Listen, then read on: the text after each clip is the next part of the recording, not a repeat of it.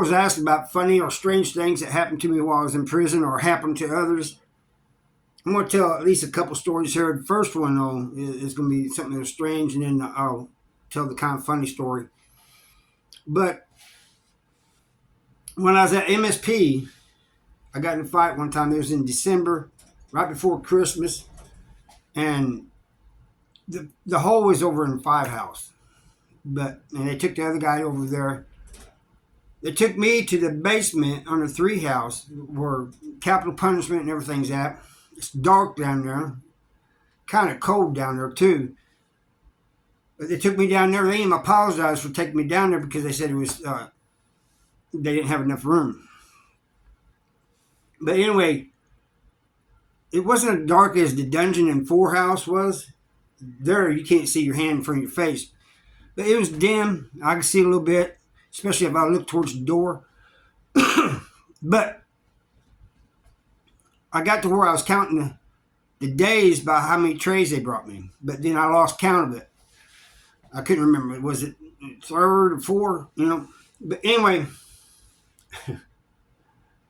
after a few days, they came and they opened the door and they said, "You ready to come out?" I said, "Come out for what?" They said, "We're letting you out." I said, "I got 10 days." They said, "Well, you want to do your 10 days?" I said, "Well, not really." Well, they said, you can come out.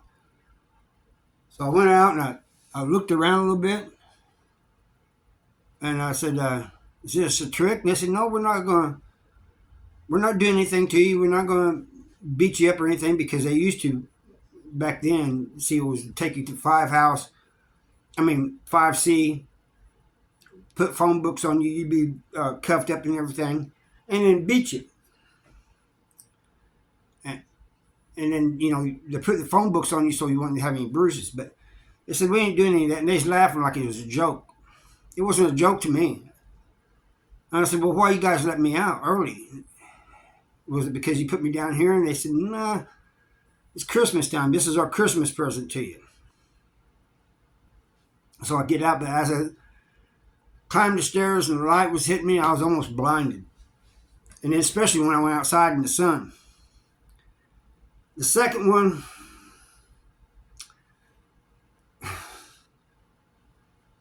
I told this one before, but I'll tell it again.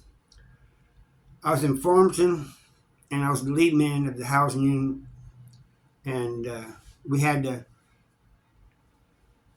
clean up every morning, do things, and everybody, just about everybody that worked there was friends of mine. I'd got them on.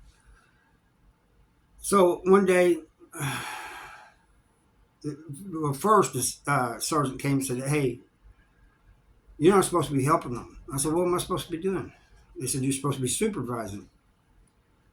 I said, "No, I ain't going to stand back and watch these guys work while I do nothing," and especially since most of them are my friends.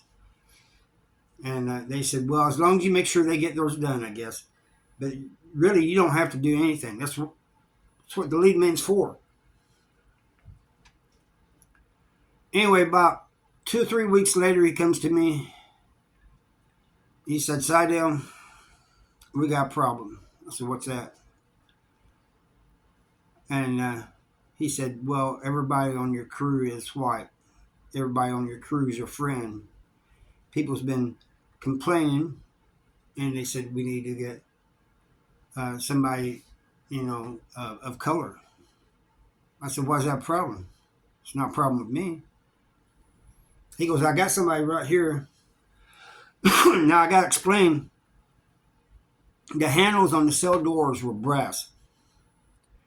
And the sergeant wanted them polished. He wanted our housing unit to be the best, cleanest housing unit out of all the housing units in Farmington. So every once in a while, he'd have us polish them. For some reason, nobody called them handles. Everybody called them knobs, and they were not knobs. They were not door knobs. They was handles. They was kind of inset in the door, and you reach in there and pull them open. But people call them doorknobs. Anyway, this guy, uh, he introduces me to the guy, and he goes, "I'm ready to get started." I said, "Well, we're just finishing up work. We'll get started tomorrow." He goes, "Man, I want to do something today." And he goes, "Tell me something to do." And I said, "I don't tell anybody what to do. I do not dictate. There'll be a paper, have your name on it, tells you what you're supposed to do. You do it." And my sergeant cut in there. He goes, "Why did I tell you about that, Seidel? You're supposed to make sure they get the job done." I said, "Yeah, but I'm not going to tell them what to do. It's not my job. You know, I can make sure that whatever they're doing is done good. Like if somebody's cleaning the shower, I can say, yeah, that's good enough. That looks clean." But I said, I'm not going to tell somebody, you do this, you do that. But like I go, "Hey man, I ain't tripping on that, man. I ain't tripping on that convict. Just give me something to do." This goes on about 5 minutes. When I was telling him, just wait until tomorrow. And he just keeps arguing and wanting to do something. And by then, the other workers are coming over there, and they're telling him too. They're saying, "Man, we're done. Just wait till tomorrow, and your name will be on that list." And you can do something. The sergeant's standing off to the side, and he's putting in his 2 cents worth every once in a while too, telling me it's my job to make them do something. But he's also telling that guy, he said, "Man, if they're done, ain't really nothing for you to do till tomorrow." Anyway,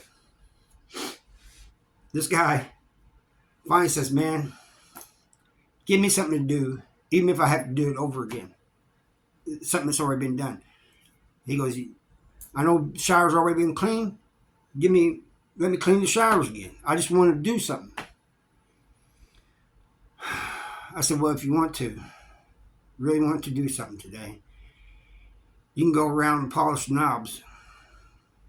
That was the wrong thing to say. This guy said, "What'd you say, white boy? I will beat your," you know. Everybody's laughing. I said, except for me and him. I said, "Man, that's not what I meant. I meant these doorknobs. Like me." He said, "Man, them are not knobs. Them are handles." I said, "Well, try telling everybody else that." Anyway, I kind of shortened that because it almost came to a fight, about me telling him he can go around polishing knobs. That's all I got for you today. I thank you for watching. There's some more strange things and funny things that happen. If you want to hear them, let me know. Tell me in the comments, and I'll tell some more funny things. A lot of them I've already told, but if you want to hear them, I'll tell them. And I thank you for watching. I'll see you next time. Bye.